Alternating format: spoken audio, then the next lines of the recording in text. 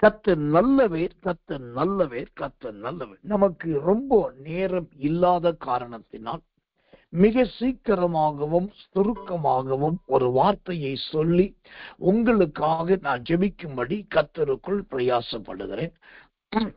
நாம் இந்த தினந்தோறும் ஆராதனையில் தேவன் என்னை இங்கு உள்ளே கொண்டு வருகிற நாட்களில் ஒரு நாளைக்கு ஒரு மகிமை என்று ஒவ்வொரு மகிமையாக தேவனுடைய கிருபையினால் நாம் பார்த்து வருகிறோம். அந்த வரிசையில் இன்றைக்கு ஒரு மகிமையை குறித்து பார்க்க கர்த்தர் நமக்கு உதவியும் கிருபையும் செய்வாராக. 2 பேதுருவின் புஸ்தகம் 3ஆம் அதிகாரம் 18வது வசனம். 2 பேதுரு 3:18. அதாவது 2 பேதுருவின் புஸ்தகம் 3ஆம் அதிகாரம் கடைசி வசனம். நம்முடைய கர்த்தரும் இரட்சகருமாகிய இயேசு கிறிஸ்துவின் கிருபையிலும் அவரை அறிகிற அறிவிலும் வளருங்கள். அவருக்கு இப்பொழுதும் என்றென்றைக்கும் மகிமை உண்டாவதாக. ஆமென். இந்த 2 பேதுருவின் புஸ்தகம் 3ஆம் அதிகாரம் கடைசி வசனமாகிய 18ஆம் வசனத்தை வாசிக்கும் போது, அங்கு அந்த புஸ்தகத்தை முடிக்கும் போது அப்போஸ்தலனாகிய பேதுரு இந்த விதத்திலே சொல்லி முடிக்கிறார். என்ன சொல்லுகிறார்? வளருங்கள் என்று சொல்லி முடிக்கிறார். அதாவது வளருங்கள் என்ற வார்த்தை எங்க சொல்லணும்? புஸ்தகத்தை ஆரம்பிக்கும் போது சொல்லணும். ஆனா இங்க பேதுருவின் புஸ்தகத்தை பார்க்கும்போது புஸ்தகத்தை முடிக்கும் போது அந்த லாஸ்ட் வார்த்தை, கடைசி வார்த்தையில அவர் சொல்றாரு வளருங்கள். அப்படின்னா என்ன அர்த்தம்? நான் ஒரு காலத்துல வளர்ச்சி இல்லாம இருந்தேன், வளராம இருந்தேன். எனக்கு எந்த விதமான சுய ஞானம், பெரிய திறமை எதுவும் இல்லாது இருந்தேன். ஆனா என்னைக்கு இயேசு கிறிஸ்து என்னை தேர்ந்தெடுத்தாரோ, என்றைக்கு இயேசு கிறிஸ்து என்னை அழைத்தாரோ, அது முதல் அந்த கிறிஸ்துவுக்குள் நான் வளர்ந்தேன். அபிஷேகத்தில வளர்ந்தேன், பிரசங்கத்தில வளர்ந்தேன், ஜீவனுள்ள தேவனை கண்டுபிடிப்பதில் வளர்ந்தேன். இயேசுவின் வாயினால் ஆடுகளை மேய்க்கிற மேய்ப்பன் என்கிற வளர்ச்சியில் வளர்ந்தேன். அவருக்காக சிலுவையிலே மரிக்கக்கூடிய அளவுக்கு வளர்ந்தேன் என்று அவர் சொல்லிட்டு அதை வச்சுதான் அவர் சொல்றாரு, இதை கேட்கிற இந்த புத்தகத்தை படிக்கிற நீங்களும் வளர வேண்டும் என்று அப்போஸ்தலனாகிய பேதுரு சொல்லுகிறார். அந்த வளருங்கள் என்று சொல்லிட்டு அவர் முடிக்கும் போது எப்படி முடிக்கிறார்? கர்த்தர் நல்லவர், இப்பொழுதும் என்றென்றைக்கும் மகிமை உண்டாவதாக. அப்படின்னா இந்த கடைசி காலத்தில் நாம் எதிலே வளர வேண்டும், எப்படி வளர வேண்டும் என்று சொன்னா தேவனுடைய மகிமையில் வளருகிறவர்களாய் இருக்க வேண்டும். அந்த கிறிஸ்துவின் மகிமையில் வளருவதுதான் தேவனுக்கு பிரியமானது, கர்த்தருக்கு உகந்தது. இன்றைக்கு நிறைய பேரு சரீரத்திலே உடல் ரீதியாய் வளருகிறார்கள். இன்னும் சிலர் வியாதியிலே வளருகிறார்கள். இன்னும் சிலர் நல்ல தொழிலில் வளருகிறார்கள். சிலர் வருமானத்தில் வளருகிறார்கள். இன்னும் சிலரோ கிறிஸ்துவுக்குள் வளருகிறார்கள். மற்ற சில இடங்களில் சபைகள் வளருகிறது. இப்படி பலதரப்பட்டதான வளர்ச்சியை குறித்து உலகமும் கற்றுக் கொடுக்கிறது, வேதமும் கற்றுக் கொடுக்கிறது. அது நாம் வளருவதற்கு இங்கு அடிப்படையாய் சொல்லப்படுகிற முக்கிய காரியம், நாம் மகிமையில் வளர வேண்டுமா? அந்த மகிமையில் வளர வேண்டுமானால் என்ன செய்ய வேண்டும்? அதை குறித்து ஒரு 3 காரியங்களை உங்களோடு கூட ஜெபத்தோடு பகிர்ந்து கொள்ள விரும்புகிறேன். இந்த மகிமையில் வளருவதற்கு முதலாவது என்ன செய்ய வேண்டும்? அந்த 2 பேதுரு 3ஆம் அதிகாரம் 18ஆம் வசனம் சொல்கிறது, இயேசு கிறிஸ்துவின் கிருபையிலும் என்று பார்க்கிறோம். இயேசு கிறிஸ்துவினுடைய கிருபையிலும். எனக்கன்பான தெய்வ பிள்ளைகள்ல, கொஞ்ச நேரத்துக்கு முன்னாடி ஜெபம் நடத்தும் போது சம்பத் பிரதர் அவர்கள் சொன்னார்கள், நம்ம என்ன இருந்தாலும் இல்லாட்டி ஊழியம் செய்தலாம், அது ஒரு பெரிய பிரச்சனையே கிடையாது. ஆனா கிருபை இல்லாவிட்டால் ஊழியம் செய்ய முடியாது என்று சொன்னார். அதை நான் ஆமோதிக்கிறேன், அதை நான் வழிமொழிகிறேன், அதை அப்படியே நானும் அறிக்கையிடுகிறேன். ஏன் என்று சொன்னால் கர்த்தர் நல்லவன். என்னை வளர்த்தவர்கள் பல பேர் உண்டு. முதலாவது என்னை பெற்ற தாய், அதன் பின்பு என் சகோதர சகோதரிகள், அதன் பின்பு கர்த்தர் நல்லவே ரட்சிக்கப்பட்ட இடத்திலே. இதுல ரொம்ப பிரதானமாய் என்னை வளர்த்தவர்கள் என்று சொன்னால், சென்னையிலே மாபெரும் சபையை ஸ்தாபித்த அருமையான தேவனுடைய மனுஷன், பரிசுத்தவான் பாஸ்டர் சாம் சுந்தர், மன்னிக்கணும், சாம் சுந்தர் அல்ல, அவருக்கு முந்தின ஸ்தாபகர் பாஸ்டர் சுந்தரம் ஐயா. அவங்கள்ட்ட தான் இந்த தேவ கிருபையிலே ஆண்டவரோடு வளருகிற ஒரு பாக்கியம் முதல் கிடைச்சது. அவருடைய ஊழியத்துல அவர் அவ்வளோ பெரிய பரிசுத்தவான். அதாவது நான் சொல்லுவது 1980, 84, 85 அப்பயே ஒரு சபையிலே கிட்டத்தட்ட 10,000, 15,000 விசுவாசிகள் வருவாங்க. அந்த அளவுக்கு சபை நிரம்பி வழியும். அவ்வளோ பெரிய சபையை ஸ்தாபித்த மனுஷன், அத்தனை ஆயிரம் மக்களுக்கு தகப்பனாய் இருந்தவர், அதிகமா நம்புனதும் அதிகமா வாயில அறிக்கையிட்டது எதுனாக்கா அந்த கிருபை என்பதில் தான் அவர் அதிகமாய் சார்ந்தது. அப்போஸ்தலர் சபை, அதே சமயம் பாஸ்டர் சுந்தரம் ஐயா அப்படின்னாக்கா அவரையும் கிருபையையும் தனியாய் பிரிக்கவே முடியாது.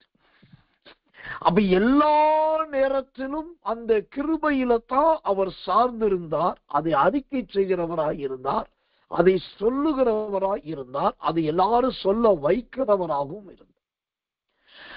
அப்போ நாம் மகிமையில் வளர வேண்டும் என்று சொன்னா, இங்க முதலாவது எதிலே வளர வேண்டும்?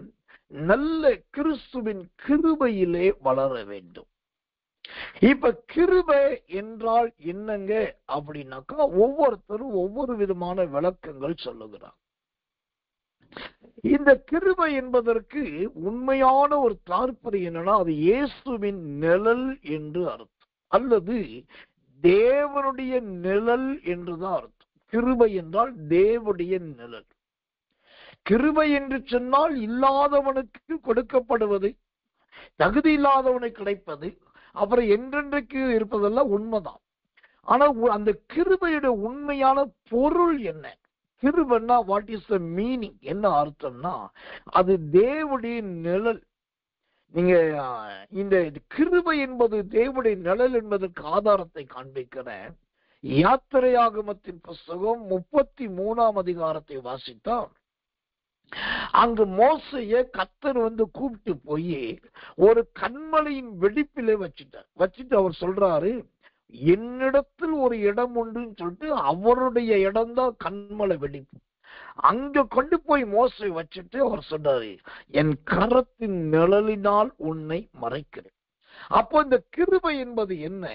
இயேசுக்கு தேவன் எங்கெல்லாம் போகிறார், அவருடைய சரீரம் எங்கே போகிறது, அவருடைய ரூபம் சாயல் எங்க போகிறதோ அங்கெல்லாம் அவருடைய நிழல் போகும். அந்த தேவனுடைய நிழல் தான் கர்த்தருடைய கிருபை.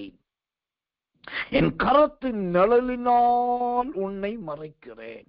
அப்போ இப்போ 2 பேதுரு சொல்லுகிறார், நீங்கள் மகிமையில் வளர வேண்டுமானால் முதலாவது கிருபையிலே வளர வேண்டும். இப்ப கிருபைன்னா நிழல் சொல்லியாச்சு, அது தேவனுடைய நிழல். அப்ப நிழல்ல எப்படியா வளர முடியும்னா, அது நான் சொல்லல, பைபிளே அழகா சொல்லுது. மோசே, தேவ மனுஷனாக மோசே அழகா சொல்லுகிறான், உன்னதமானவரின் ஒரையர் மறைவில் இருக்கிறவன் சர்வ வல்லவருடைய நிழலில் தங்குகிறான். சங்கீதம் 91:1. அப்போ இந்த கிருபையில வளரணும்னா அவருடைய நிழல்ல இருக்கணும். அப்படின்னா என்ன அர்த்தம் தெரியுமா? நம்ம சுற்றிலும் ஆண்கள் இருக்கலாம், பெண்கள் இருக்கலாம், நம்ம சுற்றிலும் அவிசுவாசிகள் இருக்கலாம், நம்ம பக்கத்துல ஊழியக்காரர்கள் இருக்கலாம். யார் இருந்தாலும், எப்படிப்பட்ட மனிதர்கள் இருந்தாலும் சரி, நம்முடைய சிந்தை, நம்முடைய எண்ணம், நம்முடைய விருப்பம் அந்த கிறிஸ்துவை சார்ந்ததாகவே இருக்கும். நீங்க ஒரு பஸ் ஸ்டாண்டுக்கு போறீங்க, அந்த பக்கம் பார்த்தா ஒருத்தர் வெத்தலை பாக்க போட்டு பயங்கரமா வாயெல்லாம் சிவந்து, நம்ம போயிட்டு நேரம் பார்த்தா பயங்கரமா அந்த வெத்தலை பாக்கு எச்சியே துப்புறாரு. இன்னொரு பக்கம் கொஞ்சம் கிராஸ் பண்ணி அடுத்த ஒரு கேபினுக்கு போறீங்க, அடுத்த ஒரு லைனுக்கு போறீங்க. அங்க போயிட்டு அந்த பஸ் ஸ்டாண்ட் பார்த்துட்டே இருக்கீங்க. பக்கத்துல ஒருத்தர் திடீர்னு வந்து நிக்கிறான். வாயில அவ்வளோ பெரிய கொல்லிக்கட்டை மாதிரி, நெருப்பத்துக்கு வாயில வச்ச மாதிரி, கொல்லிக்கட்டையை வச்ச மாதிரி ஒரு சிகரெட்டு இல்லாட்டி பீடிய புகைச்சு அது அப்படியே வாயில அழகா புகையா வரும். இப்படி பல காரியம் சொல்லலாம். அப்ப நம்ம சுற்றிலும் எவ்வளவு மோசமான ஆட்கள் இருந்தாலும், ரட்சிக்கப்படாதவர்கள் அல்லது உலகத்தார் இருந்தாலும், அவங்களுக்கு மத்தியிலே அந்த இடத்திலே நாம் இருக்கும் போதும் நம்முடைய எண்ணமும் நம்முடைய சிந்தையும் அந்த தேவனை சார்ந்ததா, கிறிஸ்துவுக்குரியதா இருக்கணும். கர்த்தருக்கு மகிமை உண்டாவதா. அந்த கிறிஸ்துவுக்குரிய சிந்தை இருந்தாலே நீங்க தேவனுடைய கிருபையிலே வளருகிறீர்கள் என்று அர்த்தம். நல்லா கவனிக்கணும். கிருபையில் வளருவதற்கு சபையில இருந்து வளர வேண்டிய அவசியம் இல்லை. சபையில இருந்தாலே நாம் ஊழியக்காரர் சொன்னாலும் சொல்லாட்டி கிருபையில தானா வளர்ந்துடும். ஆனா கிருபையில் வளர்ந்ததை எங்க வெளிப்படுத்துறது, அதை எங்க பிரதிபலிக்கிறது, நாம் கிருபையில் வளர்ந்திருக்கிறோமா இல்லையா என்பதை எங்க கண்டுபிடிக்க முடியும்னா, நான் கொஞ்ச நிமிஷத்துக்கு முன்னாடி சொன்னதை போல அருவருப்பான, அசுத்தமான, துன்மார்க்கமான, கெட்ட வார்த்தை பேசுற, வெத்தலை பாக்க போடுற, பீடி குடிக்கிற அல்லது விகற்பமா நடக்கிற அவங்களுக்கு மத்தியில நிற்கும் போது தான் நம்முடைய அங்க அவயவங்களும் அடையாளங்களும் நம்முடைய தோற்றங்களும் நம்முடைய சின்ன சின்ன சின்ன சின்ன சின்ன கிரியையும் அப்படியே அங்க இருக்கிற எல்லாரை விட நம்மை வேறுபடுத்த வேண்டும், நம்மை வித்தியாசப்படுத்த வேண்டும். அங்க இருக்கிறவங்களை பார்த்தாலே இது என்ன ஒரு இவங்க புதுசா இருக்கு, வித்தியாசமா இருக்காங்க அப்படின்ற மாதிரி நினைக்கிற மாதிரி இருக்கும். அதுதான் அந்த தேவனுடைய கிருபையில வளர்ந்ததற்கு அடையாளம். இந்த வளர்ச்சி இன்னைக்கு உங்கள்கிட்ட இருக்குதா அப்படின்னு பாருங்க. நீங்க டீ கடைக்கு போவீங்க, கறிக்கடைக்கு போவீங்க, மளிகை கடைக்கு போவீங்க, வேலை செய்யற ஸ்கூலுக்கு போவீங்க, கார்ல பஸ்ல டிராவல் பண்ணுவீங்க, திடீர்னு வீட்டுக்கு சொல்றோம் பழைய ஃப்ரெண்ட்ஸ்ன்னு சொல்லி சில வந்துருவாங்க. அப்ப இவங்கெல்லாம் இந்த மாதிரி இடங்கள் எல்லாம் இருக்கும்போது, இவங்கெல்லாம் சந்திக்கும் போது அந்த இடத்துல உங்களுடைய சுபாவம் என்ன, உங்களுடைய பேச்சு என்ன, உங்களுடைய கிரியை, இந்த கிருபையில வளர்ந்தாங்களா இல்லையா என்பதற்கு ஒரு சின்ன அடையாளத்தை நான் சொல்றேன். கர்த்தர் நல்லவன். இன்னைக்கு எனக்கு ஒரு போன் கால் வந்தது. அவங்க உடனே போன்ல பேசணும்னு சொன்னாங்க. ஐயா, நீங்க இந்த மாதிரி வீடியோ எடிட்டிங்க்கு ஆள் வேணும்னு சொல்றீங்க, நாங்க பண்ணி தரோம் அப்படின்ட்டு. அப்போ உடனே அவர்கிட்ட சில காரியங்களை பேசி அப்புறம் ஏபி பாஸ்டருக்கு கான்ஃபரன்ஸ் போட்டு அவரோட கூட பேசிட்டு அப்புறம் திரும்ப நாங்க நிறைய காரியம் பேசணும். எல்லாம் பேசி அந்த புதிதா வந்துட்டு எல்லாம் பேசி பரவாயில்ல ஊழியக்காரனால அனுபவம் இருக்கு பேசிட்டு இருக்கும்போது கடைசி அவர் சொல்றாரு, சோதரம் நாங்க எங்களுக்கு சில வீடியோ கொண்டாந்து கொடுத்துருவோம், அதுல இந்து கோயில் வீடியோ கூட நாங்க பண்ணி இருக்கிறோம். இந்து கோயில் நடக்கிற கும்பாபிஷேகம், இந்து கோயில் நடக்கிற விசேஷங்கள், அப்புறம் மாலை மாத்துறது, அப்புறம் சோதரம் மணி அடிக்கிறது, அந்த பூஜை பண்றது, அதெல்லாம் பண்ணி கொண்டாடுவாங்க. அதையே நாங்க பண்ணிக்கிட்டது ஒரு 20-30 வீடியோவை நல்லா ஹைடெக்கா பண்ணி கொடுத்துருக்கோம் அப்படின்னு. இதுக்கு முன்னாடி அவர் பேசும்போது ஸ்தோத்திரம்னாரு, அல்லேலூயான்னாரு, ஐயான்னாரு, கர்த்தர் நல்லவர்னாரு, எல்லாம் சொன்னாரு. இது ஊழிய காரியம் பண்றனாரு, அவர் சோதர ஊழிய விஷயம் பண்றது எங்களுக்கு சந்தோஷம்னாரு. எல்லாம் எங்களுக்கும் ரொம்ப சந்தோஷம். ஆனா முடிக்கிற நேரத்துல அவர் அறிஞ்சோ அறியாமலே அவர் சொல்றாரு, இப்படி நாங்க விக்கிரகத்துல இந்த கோயில் இது கொண்டு வந்தாங்க, அதையும் நாங்க பண்ணிருக்கோம் அப்படி. இதை கேட்ட உடனே எனக்கு ஆவில சிறுக்குன்னு கொஞ்சம் ஒரு மாதிரி ஸ்ட்ரைக் ஆச்சு. அப்போ உடனே தீர்மானிச்சு, இது பூரணப்பட்ட அல்லது முழுமை அடைஞ்ச ஒரு கிறிஸ்துவுக்காக வாழ்ற ஒரு வாழ்க்கை இல்லை. கடைசி அவங்க பேசின அந்த சில வார்த்தைகள், அவங்க நாங்க அதையும் எடிட் பண்ணோம், அதையும் டிசைன் பண்ணோம், அதுக்கே பண்ணணும். ஒரு எக்ஸாம்பிள் வேற இதை காட்டின உடனே கர்த்தர் நல்லவன் அதுலே தெரிஞ்சிருச்சு அவங்க எந்த அளவுக்கு கிருபையை மட்டும் சார்ந்திருக்காங்களா இல்ல கிருபையோடு கூட வேற எதையும் சார்ந்திருக்காங்களான்னு சொல்லி. இன்னைக்கு இந்த செய்தியை கேட்கிற தேவ பிள்ளைகள் தயவு செய்து உங்களை நீங்க கொஞ்சம் தற்போரி பண்ணி பாருங்க. கிருபையிதே கிருபையிதே தேவ கிருபையிதே பாட்டு பாடுனா பத்தாது. கிருப கிருப கிருப கிருபை என்று சொல்லி உற்சாக பாட்டு பாடுனா பத்தாது. ஆனா அந்த கிருபையில் வளருவதற்கு எதுவான ஒரு தன்மை இருக்குதான்னு பாருங்க. எல்லாம் பண்ணிட்டு கடைசியா ஒரு செத்த ஈய தைலத்துல கொண்டாந்து போடுற மாதிரி அவங்க என்கிட்ட பேசுனாங்களே, அந்த மாதிரி நம்முடைய ஜீவியத்துல தப்பி தவறி கூட விக்கிரகங்களோ அசுத்தாவைகளோ பாவத்துக்குரியதோ மீறுதலுக்குரியதோ உள்ள வரக்கூடாது. அவைகள் நாம் கிறிஸ்துவுக்குள் இல்லை என்பதை, கிருபையில் வளரவில்லை என்பதை காண்பிக்க கூடாது. நாம் என்னைக்கும் ஒரு பூரண கிறிஸ்தவர்களா இருக்கணும். அதுதான் பூரண கிருபை. அப்போ மகிமையில் வளர வேண்டும் என்பது இன்றைக்கு தேவனுடைய வாஞ்சை. அந்த மகிமையில் வளர வேண்டுமானால் அந்த 2 பேதுரு 3ஆம் அதிகாரம் கடைசி வசனத்தின்படி முதலாவது கிருபையிலே வளருங்க. யார் இந்த பூரண கிருபையிலே வளர்ந்தது? கர்த்தர் பூரண கிருபையிலே சொல்றோம் வளர்ந்து விருத்தியானது யார்?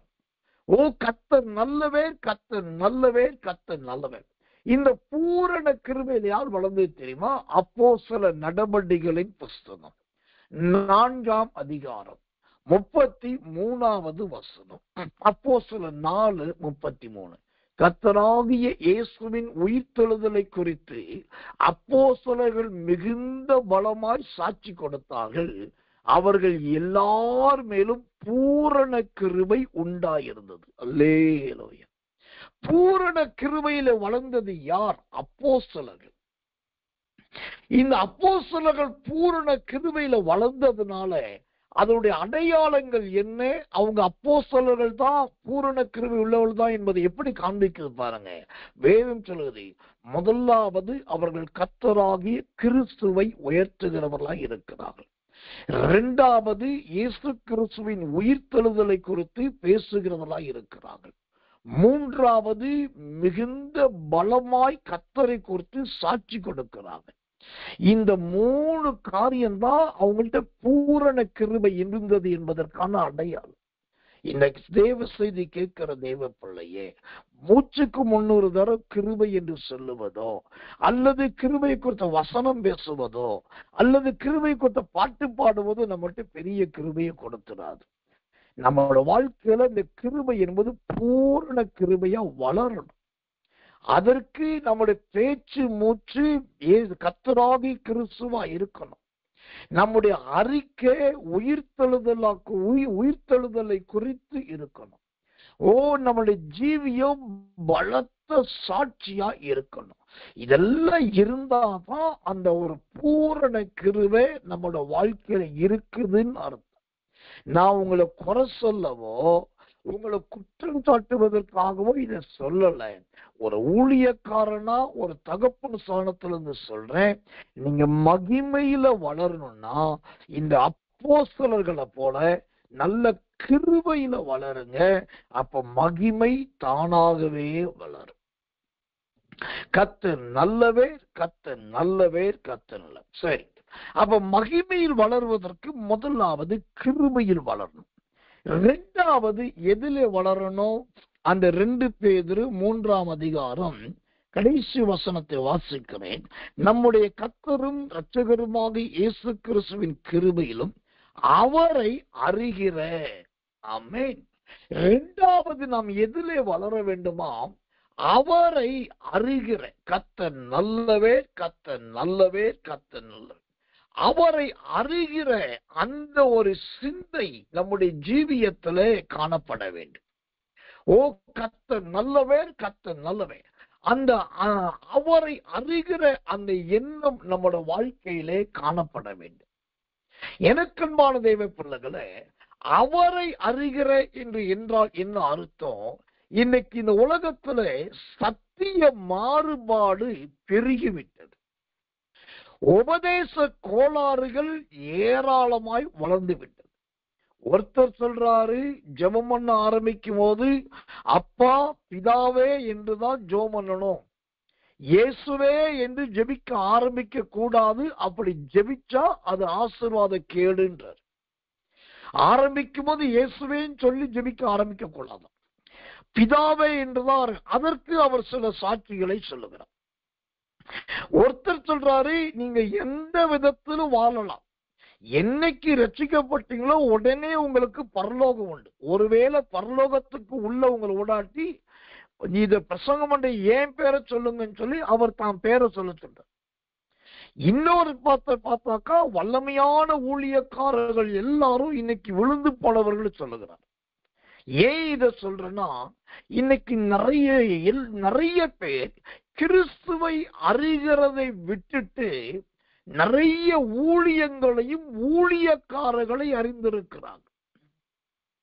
இன்னைக்கு ஒருத்தர் வீட்டுல போயிட்டு இருந்துகிட்டு அவங்க வீட்டுல வர்ற மேகசின் கேளுங்க, ஏதாவது கிறிஸ்துவ பத்திரிக்கை வருதான்னு கேளுங்க, கண்டிப்பா குறைஞ்சது ஒரு 5-8 பத்திரிக்கை கொடுப்பாங்க.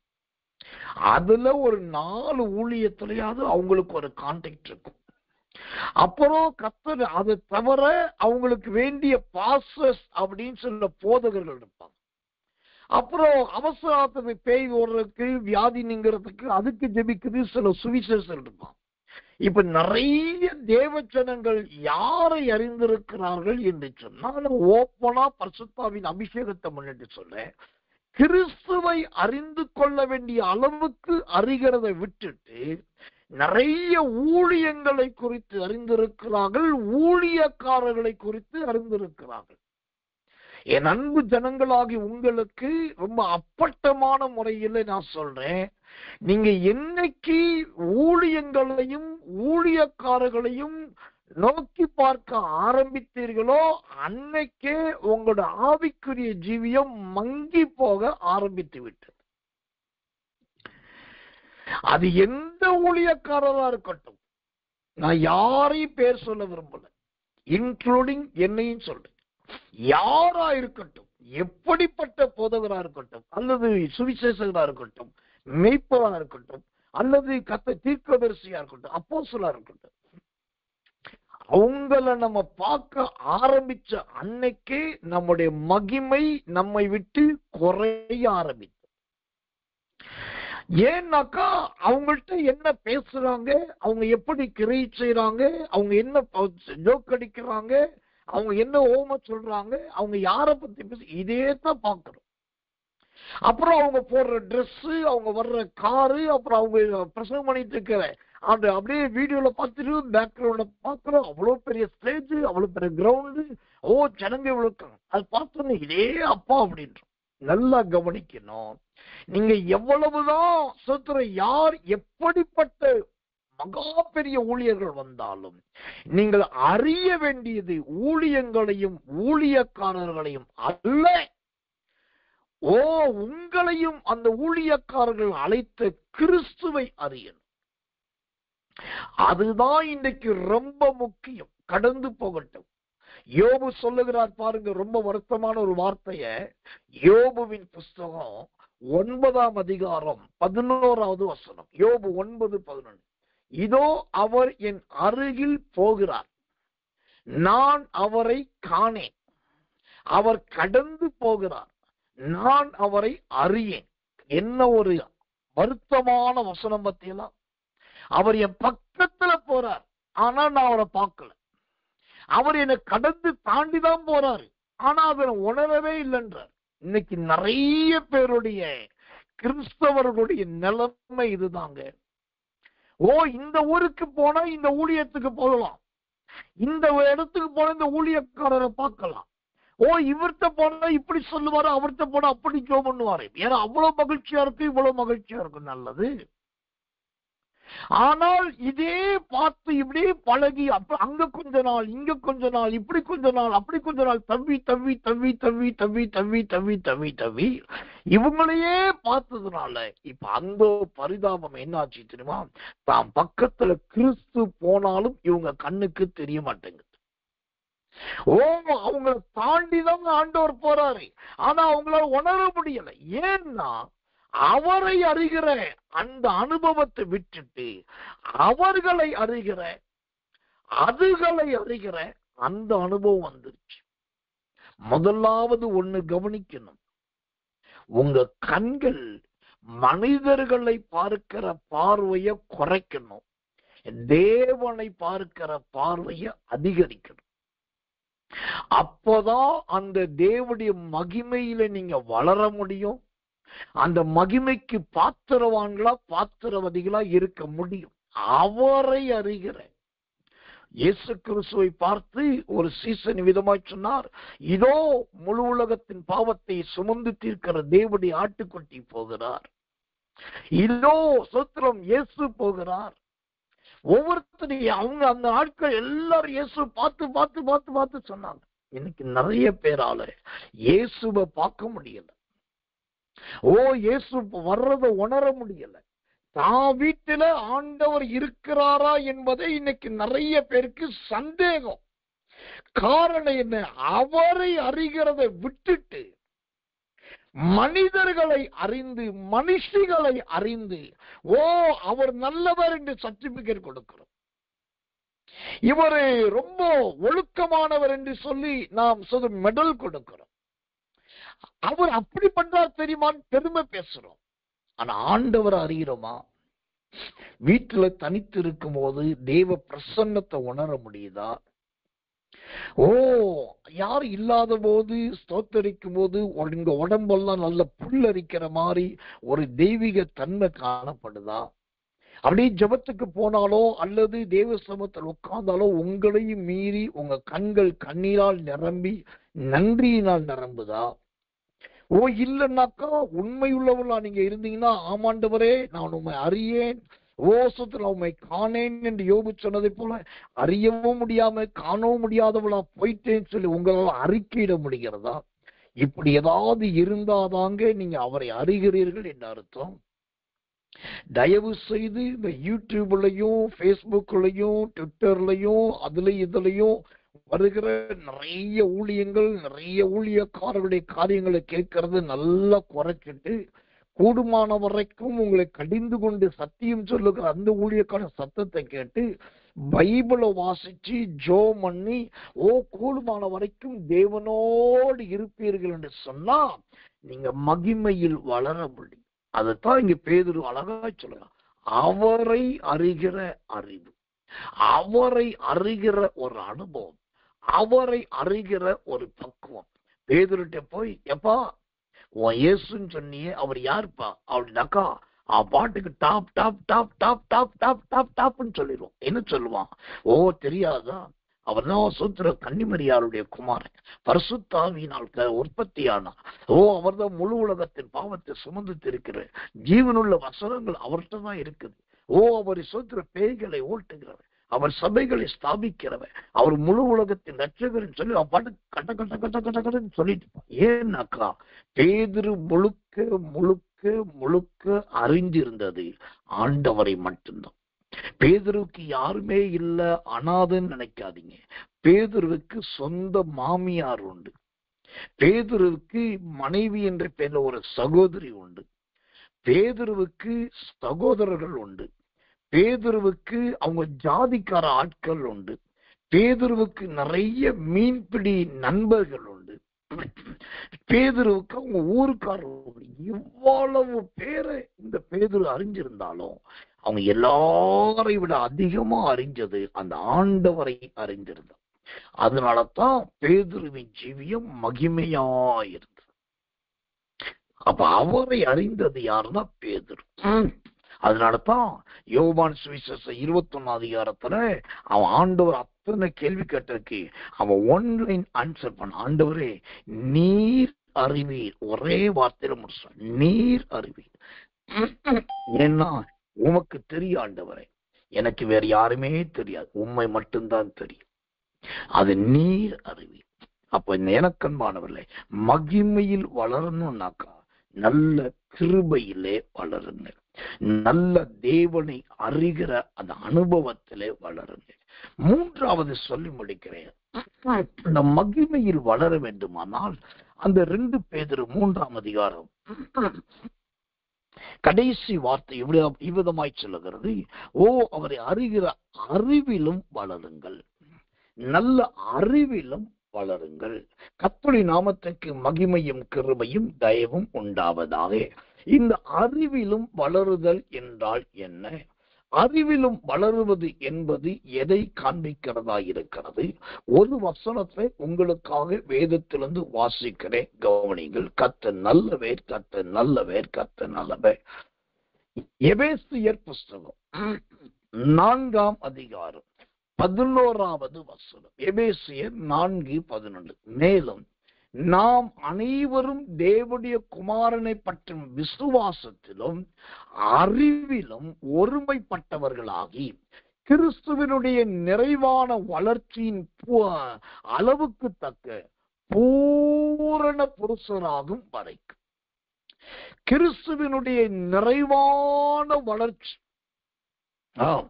நீங்க மகிமையில் வளர்ந்திருக்கீங்க அப்படின்னாக்கா, ஓ சோத்திரம், அது ஒண்ணு கிருபையில வளர்ந்திருப்பீங்க. ரெண்டாவது அவரை அறிகிற அனுபவத்துல வளர்ந்திருப்பீங்க. மூணாவது எதுல வளர்ந்திருப்பீங்க? ஓ கிறிஸ்துவினுடைய நிறைவான வளர்ச்சி. அதுதான் அறிவின் வளர்ச்சி. கர்த்தருடைய நாமத்துக்கு மகிமை கிருபை உண்டாவதாக. நல்ல நிறைவான வளர்ச்சி. நிறைவான வளர்ச்சி என்றால் என்ன? பழுதொன்றும் இல்லை, உன்னில் பழுதொன்றும் இல்லை என்று சொல்லப்படுதே.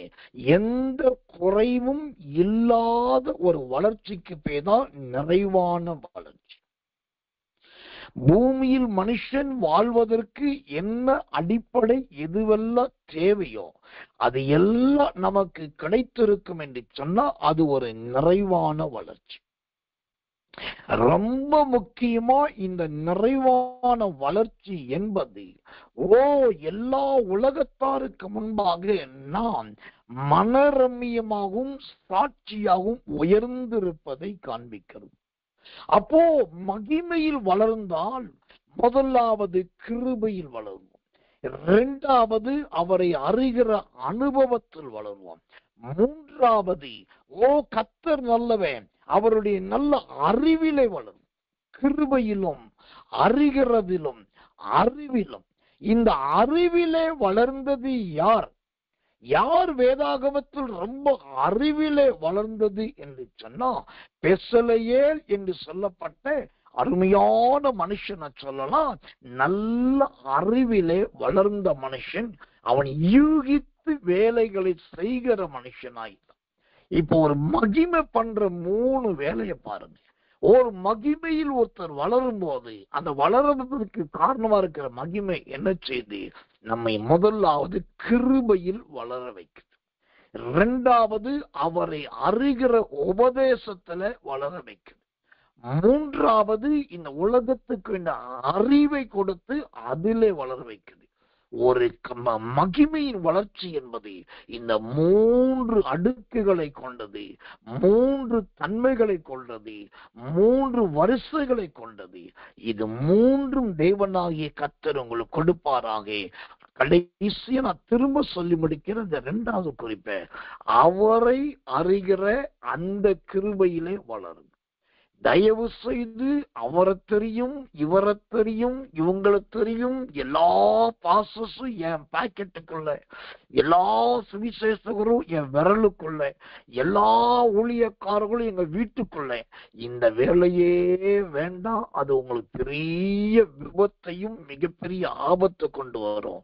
கடைசியா சொல்றேன், எல்லாரையும் அறிந்து கொள்வதை விட அவரை அறியுங்கள். அவர் என்று சொல்லப்படுகிற அந்த தேவனை, அந்த தேவன் என்று சொல்லப்படுகிற கர்த்தரை, அந்த கர்த்தர் என்று சொல்லப்படுகிற கிறிஸ்துவை, அந்த கிறிஸ்து என்று சொல்லப்படுகிற இயேசுவை அறிங்க.